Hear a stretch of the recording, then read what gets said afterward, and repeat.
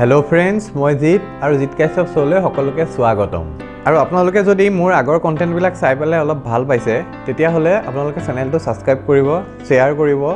এইটো আপোনালোকৰ কাৰণে ফ্ৰী হয়, কিন্তু মোৰ নেক্সট ভিডিঅ' বনাবৰ কাৰণে বহুত প্ৰভাৱ পৰে। আপোনালোকে জানেনে, উৰিত 3 মিনিটত 17টা গ্ৰেনেড নিক্ষেপ কৰি পেলাই পাকিস্তানী টেৰৰিষ্টে আমাৰ দেশৰ বাবে যুঁজা 19জন সৈনিকক বৰ্বৰভাৱে হত্যা কৰিছিল। কিন্তু এই বৰ্বৰ হত্যাৰ প্ৰতিশোধ ইণ্ডিয়াই পাকিস্তানৰ ওপৰত 7টা লঞ্চ পেড বৰবাদ কৰি পেলাই 35ৰ পৰা 70জন টেৰৰিষ্টৰ মৃতদেহৰ দ্বাৰা এই প্ৰতিশোধটো লৈছিল। আৰু সেয়া মাত্ৰ 4 ঘণ্টাতে। কিন্তু আমাৰ ইণ্ডিয়াই কেৱল অকল শত্ৰুক উত্তৰ দিয়াটোৱেই নাজানে। লগতে 2016ত ইণ্ডিয়াই পাকিস্তানৰ ওপৰত কৰা চাৰ্জিকেল ষ্ট্ৰাইকৰ পিছত বৰ্ডাৰত আহি শত্ৰুক মানে পাকিস্তানক এইটো খবৰ ফোন কৰি পেলাই জনাই দিছিল। আৰু এই কথাটোৰ বিষয়ে PM মোদীয়ে নিজে এটা ইণ্টাৰভিউত প্ৰকাশো কৰিছিল। मैंने हमारे अफसर जो इसको ऑपरेट कर रहे थे उनको कहा कि आप हिंदुस्तान को पता चले उससे पहले, मीडिया वहां पहुंचे उससे पहले पाकिस्तान की फौज को फोन करके बता दो। কিন্তু কেৱল উৰিয়ে নহয়, একেধৰণে পুলৱামা এটেকত মৰা যোৱা 44জন সেনা জোৱানৰ মৃতদেহ দেখি গোটেই ভাৰতবাসীয়ে উচুপি উঠিছিল। তেতিয়া আমাৰ ইণ্ডিয়াই অপাৰেশ্যন বন্দৰৰ দ্বাৰা এফালৰ পৰা এনেকুৱাকৈ বিস্ফোৰণৰ তামাচা কৰি দিছিল, যাৰ শব্দ আজিও শুনা যায়। কিন্তু ইণ্ডিয়াৰ এনে এটা চাৰ্জিকেল ষ্ট্ৰাইকো আছে, যিটো সকলো ভাৰতীয়ৰে জ্ঞাত হয় নে নহয় নাজানো। কিন্তু আজি আপোনালোকক সেইটো চাৰ্জিকেল ষ্ট্ৰাইকৰ সঁচা ঘটনাৰ লগত পৰিচয় কৰাই দিম। আৰু আজিৰ এই ভিডিঅ'টোৰ টাইটেল হ'ল every surgical strike done by Indian government. Number 1, Uri surgical strike. তো এতিয়া উৰিত এটেকৰ পিছত হোৱা ইণ্ডিয়ান চাৰ্জিকেল ষ্ট্ৰাইকৰ কথা পাতোঁ।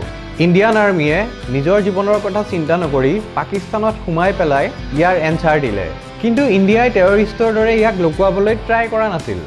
ইণ্ডিয়াই সকলোতকৈ প্ৰথমতে এই চাৰ্জিকেল ষ্ট্ৰাইকৰ কথা পাকিস্তান মিনিষ্ট্ৰীকেই দিলে। ভাই, আমি তহঁতৰ দেশত সোমাই টেৰৰিষ্টক মাৰি পেলালোঁ, আৰু আপোনালোকে আহি তেওঁলোকৰ ডেড বডি লৈ যাব পাৰে।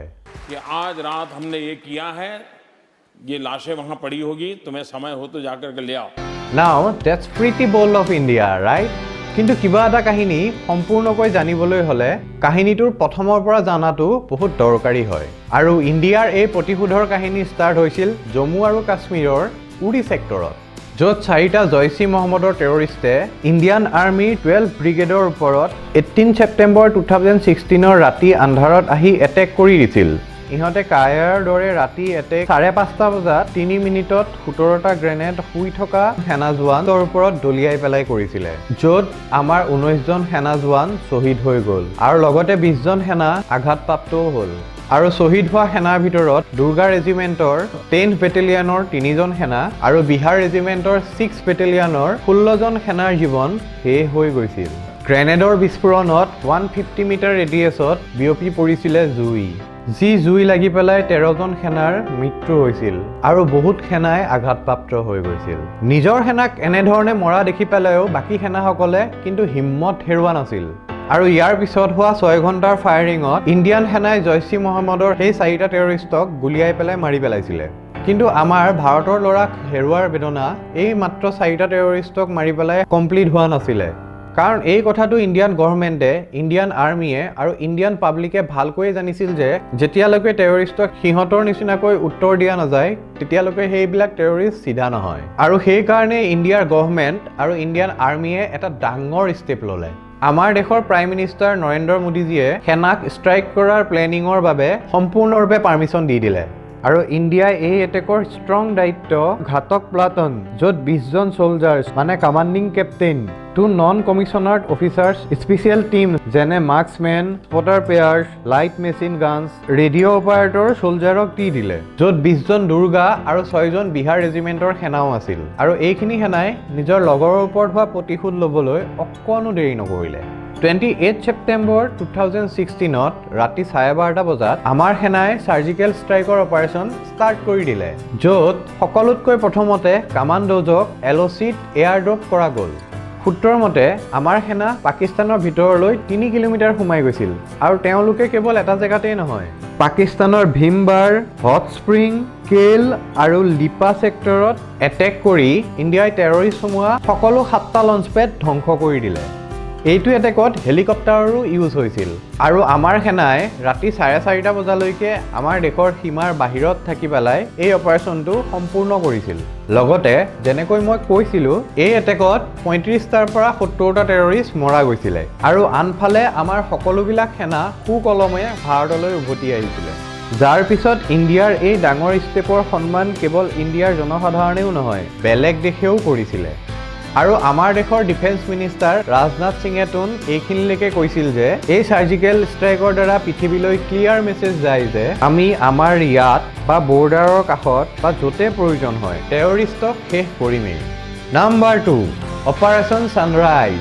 এইটো চাৰ্জিকেল ইণ্ডিয়াৰ প্ৰথম চাৰ্জিকেল ষ্ট্ৰাইক আছিল। 4 জুন 2015ত মাৰা যোৱা সেনাৰ পৰিয়ালৰ লগত মণিপুৰত বোৱা সেনাৰ তেজ দেশৰ প্ৰত্যেকৰ ঘৰত ভাইব্ৰেট কৰিছিল। কিন্তু য'ত দেশৰ বাবে 18জন সেনাৰ শ্বহীদ হৈছিল সেই বাকী আৰ্মি সেনাই সিহঁতৰ তেজ বোৱাবলৈ টেৰৰিষ্টক এটা এটাকৈ মাৰিছিল আৰু ইয়াৰ আৰম্ভণি হৈছিল ভাৰতৰ উত্তৰ পূব দিশত মণিপুৰত ইণ্ডিয়ান ছলজাৰৰ ওপৰত এটেক হোৱাৰ পিছত হৈছিল, য'ত 30টা টেৰৰিষ্টে আমাৰ সেনাক নিজৰ ঘৃণনীয় অপৰাধৰ চিকাৰ বনাইছিল আৰু ইয়াৰ বাবে টেৰৰিষ্টে ৰকেট, প্ৰপেল গ্ৰেনেড আৰু অট'মেটিক ৱেপনছৰো ইউজ কৰিছিলে। কিন্তু এই টেৰৰিষ্ট আহিছিল ক'ৰ পৰা? এই 30টাৰ 17টা টেৰৰিষ্টেই কাংলি য়ায়ুল কাংগালুক মানে মণিপুৰৰ ছেপাৰেট গ্ৰুপৰ অংশ আছিল আৰু 13টা terrorist National Socialist Council of Nagaland মানে NSCNৰ ছেপাৰেটেড গ্ৰুপৰ অংশ আছিল। আৰু 2015ত এইটো এটেক 1993ৰ পিছত হোৱা এনেকুৱা প্ৰথম এটেক আছিল য'ত ইণ্ডিয়ান আৰ্মিৰ ইমানখিনি সেনা একেলগে শ্বহীদ হৈছিল। এতিয়া ইণ্ডিয়াই নিজৰ ইমানখিনি সেনা শ্বহীদ হোৱাৰ পিছত কেনেকৈনো মনে মনে বহি থাকিব পাৰিব? সেইকাৰণে ইণ্ডিয়াৰ গভৰ্ণমেণ্টে টেৰৰিষ্টক ইণ্ডিয়ান আৰ্মিৰ জীৱনৰ মূল্য কিমান সেইটো বুজাবলৈ ইয়াৰ 100% এনচাৰ দিবলৈ ট্ৰাই কৰিলে, য'ত স্পেচিয়েল ফ'ৰ্চো ইনক্লুড আছিল। তেওঁলোকে এই কামৰ পিছত লাগি গ'ল যাতে দেশৰ শ্বহীদ সৈন্যই ইনচাফ পায়। কিন্তু ইনচাফৰ এই ৰাস্তা ইমানো সহজ নাছিল আৰু সেইবাবে আৰ্মিৰ এই কামটোৰ কাৰণে 3 দিন সময় লাগি গ'ল।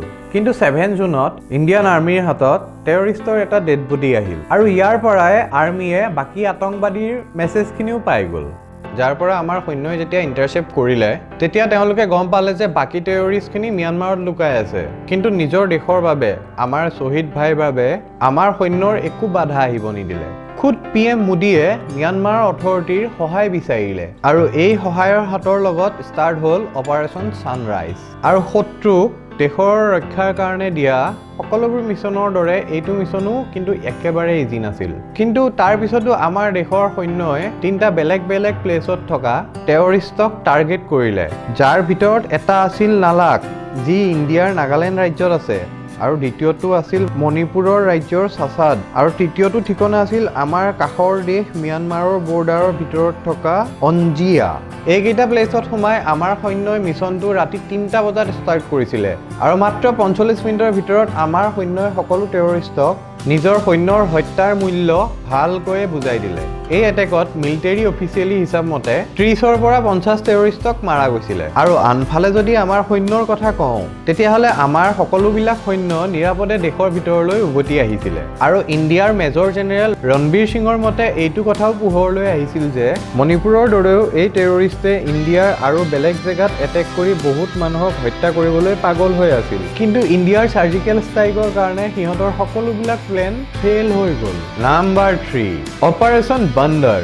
এতিয়া ফ্ৰেণ্ডছ সময় আহি গ'ল ইণ্ডিয়াৰ সেইটো চাৰ্জিকেল ষ্ট্ৰাইকৰ যিটোৱে ইণ্ডিয়াৰ 44জন সৈন্যৰ লগত খেলিছিলে আৰু ইয়াৰ উত্তৰটো ভাৰতে 400 টেৰৰিষ্টক মাৰি পেলাই দিছিলে। হয়, মই ক'বলৈ গৈ আছোঁ ইণ্ডিয়াৰ পুলৱামাত হোৱা টেৰৰিষ্ট এটেকৰ কথা, যিটো 14 ফেব্ৰুৱাৰী 2019ত হৈছিল, য'ত জইচ-ই মহম্মদৰ এটা টেৰৰিষ্টে আত্মঘাতী মানে বম্বৰ লগত নিজকে উৰুৱাই আমাৰ 44জন CRPF সেনাক হত্যা কৰিছিলে আৰু ইয়াৰ দ্বাৰা 20জন সেনা আঘাতপ্ৰাপ্তও হৈছিলে। এইটো এটেকত এনেকুৱা প্ৰথমবাৰৰ কাৰণে হৈছিলে য'ত কোনোবা ছুইচাইড বম্বাৰে 80 কিলো এক্সপ'জাৰ এটেক কৰিবৰ বাবে ইউজ কৰিছিলে আৰু সি গোটেই 80 কেজি বিস্ফোৰক এখন SUV গাড়ীত ৰাখিছিল। সেইখন চলাই সি ঘৰলৈ উভতা সৈনিকৰ কনভয়ৰ মাজত সোমাই গ'ল আৰু তাৰ পিছত দিনৰ 3টা বজাত কনভয়ৰ মাজত বোম ফুটাই দিলে। কিন্তু আমাৰ দেশৰ সেনাৰ জীৱনৰ লগত খেলা টেৰৰিষ্টক ইণ্ডিয়া এতিয়া ক'ত মাফ কৰিব লগা আছিল আৰু এইটো কথা অলৰেডি দুটা সাৰ্জিকেল ষ্ট্ৰাইক কৰি পেলাই আইনাৰ দৰে চাফা কৰি দিছিল কিন্তু ইয়াৰ পিছতো সংশোধনৰ বিপৰীতে JEM মানে পাকিস্তান বেছ টেৰৰিষ্টে জেহাদৰ নামত পুহি ৰখা এই গ্ৰুপে ইণ্ডিয়াৰ লগত দুশ্মনী কৰাৰ ভুল কৰি দিলে আৰু নিজৰ দেশৰ মানুহক দুখী অন্তৰক সহায় দিবলৈ দেশৰ প্ৰধানমন্ত্ৰী নৰেন্দ্ৰ মোদীয়ে দেশক এইটো ক'লে যে মই দেশক না শেষ হ'বলৈ দিম না তল পৰিবলৈ দিম আৰু এইটো কথা কমপ্লিট কৰিবলৈ PMে সাৰ্জিকেল ষ্ট্ৰাইক কৰাৰ সলনি কেনেকৈ আক্ৰমণ কৰা হ'ব আৰু কিমান ভয়ংকৰ হ'ব সকলোবোৰ ডিসাইড কৰিবলৈ এৰি দিলে যাতে আমাৰ দেশৰ সেনা JEMৰ লিডাৰ মোহাম্মদ মুছাদ আজাৰক ভাৰী উত্তৰ দিব পাৰে আৰু আমাৰ সেনাই সেইটোৱে কৰিলে তেওঁলোকে আক্ৰমণৰ কেৱল 12 দিনৰ পিছতেই নিজৰ উত্তৰ অপাৰেচন বন্দৰৰ দ্বাৰা পাকিস্তানৰ JEM আৰু পৃথিৱীৰ সকলো টেৰৰিষ্টৰ ফ্ৰণ্টত ৰাখি দিলে কাৰণ 26 ফেব্ৰুৱাৰী 2019ত ৰাতিপুৱা ইণ্ডিয়াৰ এয়াৰ ফ'ৰ্চে পাকিস্তানৰ বালাকোটত থকা JEM কেম্পত নিজৰ 12 IF MiG-2000 ফাইটাৰ জেটছৰ দ্বাৰা বম্বৰ এনেকুৱা বৰষুণ কৰিলে যাৰ টোপাল পাকিস্তানৰ কোনে কোনে পৰিলে আৰু ইয়াত 300 টেৰৰিষ্ট মাৰা গ'ল য'ত অকল টেৰৰিষ্ট আৰু সিহঁতৰ ট্ৰেইনাৰেই নহয় কেইবাটাও সিনিয়ৰ কমাণ্ডাৰ্ছ আৰু জেহাদী টেৰৰিষ্টও মাৰা গ'ল কিন্তু কেৱল সেইটোৱেই নহয় JEMক লিড কৰা মোহাম্মদ মছুদ আজাহাৰৰ দুই ভাই মানে ইব্ৰাহিম আজাহাৰ আৰু মৌলানা তালহে শৰীফৰ অন্তও এই এয়াৰ ষ্ট্ৰাইকৰ জৰিয়তে হ'ল আৰু এই ধৰণে ইণ্ডিয়াই 40 জন সেনাক হেৰুৱাই 400 টেৰৰিষ্টৰ তেজ বুওৱা এই অপাৰেচন বন্দৰটো কমপ্লিট কৰিলে আৰু আহিবলগীয়া কাইলৈৰ বাবেও ইণ্ডিয়াই এনেকৈ নিজৰ শত্ৰুক উত্তৰ দি যাব যেতিয়ালৈকে আমাৰ দেশৰ শত্ৰুৱে এইটো কথা নুবুজিব না এতিয়া ইণ্ডিয়া ৰখিব না কাৰোবাৰ সন্মুখত তল পৰিবলৈ দিব আৰু ইণ্ডিয়াই নিজৰ সৈনিক বা কোনোবা জনতাৰ তেজ বলে মনে মনে থাকিব আৰু ফ্ৰেণ্ডছ আপোনালোকে কাৰেণ্ট গভৰ্ণমেণ্টৰ এই নীতিক সহমত দি ৰাখিব আপোনালোকৰো ৰায় মোক তলৰ কমেণ্ট ছেকশ্যনত দিব আৰু আপোনালোকে যদি এই ভিডিঅ'টোৰ দ্বাৰা কিবা নতুন শিকিবলৈ পালে তেতিয়াহ'লে লাইক কমেণ্ট আৰু ছাবস্ক্ৰাইব কৰিবলৈ নাপাহৰিব এইটো একেবাৰে ফ্ৰী হয় থেংক ইউ ফ্ৰেণ্ডছ জয় হিন্দ